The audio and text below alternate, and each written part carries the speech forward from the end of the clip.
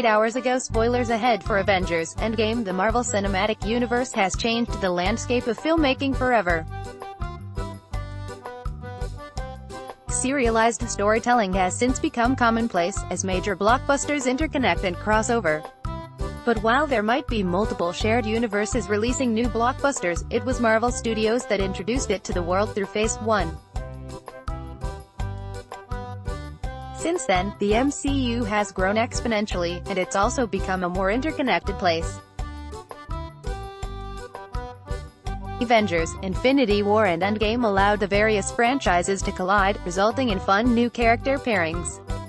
The franchise has done great things with serialized storytelling, but it turns out that Phase 3 might be even more planned out than we thought.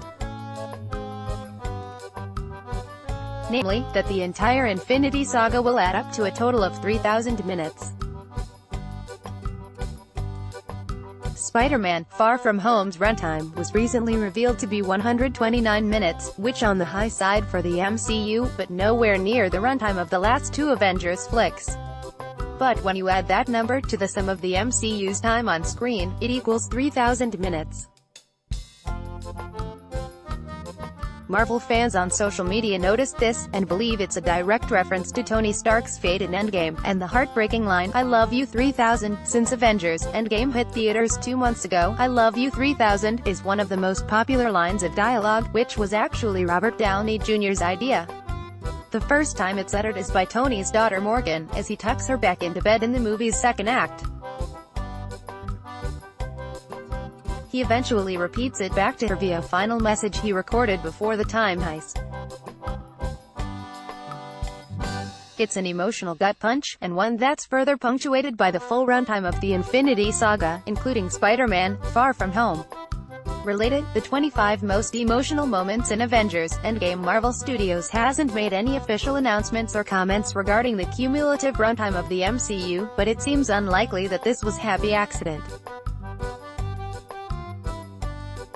Smart Money says that Spider-Man: Far From Home was specifically edited to be that runtime.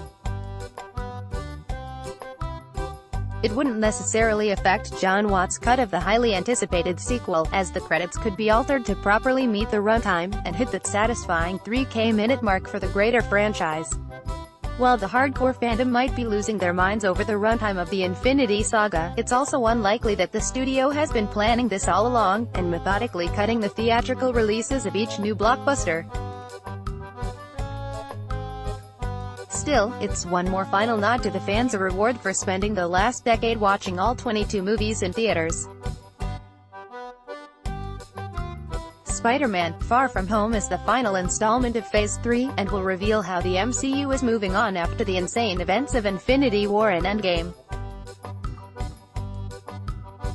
This includes Peter Parker, who is mourning the loss of his mentor after Tony sacrificed himself. Plus, Tom Holland's character been nothing but dust for the previous 5 years. The movie's early reception is overwhelmingly positive, so the fandom should be excited about its impending release. The Marvel Cinematic Universe all started with one thing: Robert Downey Jr.'s Iron Man.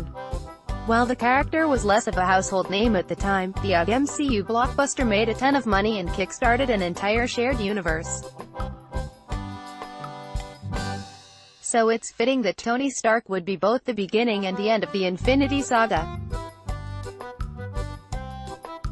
While the character will be dead in Spider-Man: Far From Home, the movie's runtime helps give one more nod to the character, and his sacrifice that will ultimately change the shared universe as we know it once again.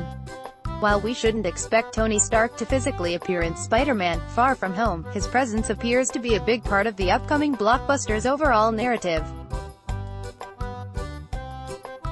The sequel's trailers show that the world knows the debt they owe to Iron Man, as the dust population was restored thanks to his efforts in time travel technology.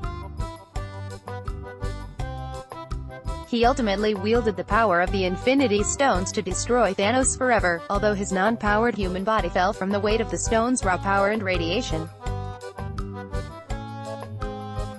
The Far From Home trailer, Spider-Man is shown looking at a mural of Iron Man, showing how his mentor's shadow and death are still weighing on the young hero. Peter is back to fighting crime, and still utilizing the Iron Spider suit given to him by Tony in Infinity War.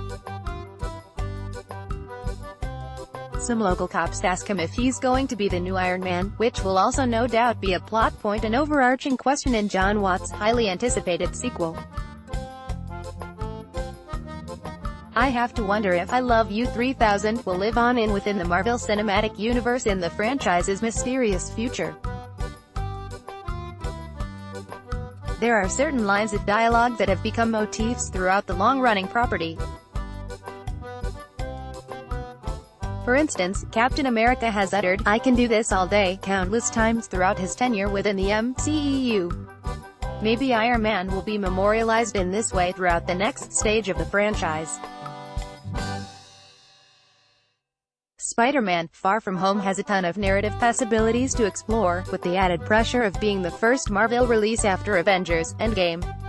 Spidey's second solo flick will show how the world has reacted to the events of the last two Avengers movies, especially as half of the population suddenly returned to life after a whopping 5 years. Peter and his friends like Ned and MJ were part of that group, and it looks like they'll form a strange family dynamic once returning to the world of the living. The trailers for Spider-Man: Far From Home also revealed that Thanos' snap of death caused tears in the multiverse, with Nick Fury and Maria Hill recruiting Spider-Man to help battle the mysterious elementals. So clearly the events of Infinity War and Endgame are very much part of the sequel story. Spider-Man: Far From Home will arrive in theaters on July 2nd. In the meantime, check out our 2019 release list to plan your next trip to the movies.